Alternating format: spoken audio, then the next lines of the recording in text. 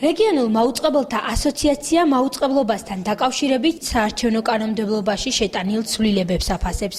რეგიონულ მაუწყებელთა ასოციაციის აღმასრულებელი დირექტორი პარლამენტის მიერ საარჩევნო კანონმდებლობაში შეტანილ ცვლილებებს დადებითად აფასებს და აქვე განმარტავს, რომ რეგიონულ მაუწყებელს უფასო რეკლამის ვალდებულება მხოლოდ კვალიფიციურ სუბიექტის მიერ ფასიანი სარეკლამო დროის გამოყენების შემთხვევაში ექნება.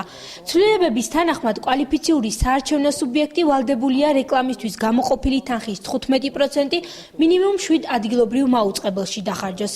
სამართლიანი საარჩევნო გარემოს უზრუნველსაყოფად რეგიონულ მაუწყებელთა ასოციაცია საარჩევნო სუბიექტებს პოლიტიკური რეკლამის მომზადების და განთავსების პროცესში თანამშრომლობას სთავაზობს. ამასთან რეგიონულ მაუწყებელთა ასოციაცია ადგილობრივი მაუწყებლის მიერ საარჩევნო სუბიექტებისთვის უსაწყიდლოდ გაწეული მომსახურებების ანაზღაურებას ბიუჯეტიდან ითხოვს. ამ მოთხოვნით ასოციაციამ სარჩელი საკონსტიტუციო სასამართლოში უკვე შეიტანა.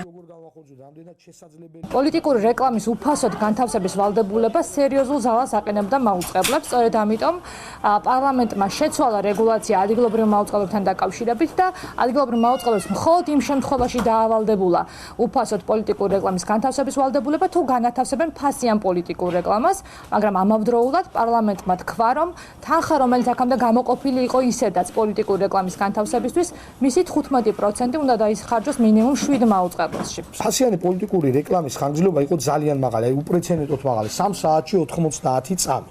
ეს რომ ჩვენ გადავამრავლოთ სხვა კვალიფიციურ სუბიექტებზე, გამოდის რომ ის პოლიტიკური ის კანონის ის ვალდებულება, რაც მაუწყებლებს აქვს, პირობითად 15%, ხომ?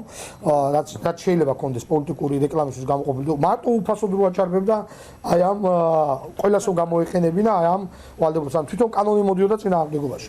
თუმცა მაუწყებლებს უფასო პოლიტიკური დრო იმ მოცულობით იყო, რომ ფასიანი პოლიტიკური რეკლამა ფიზიკურად არავის სჭირდებოდა.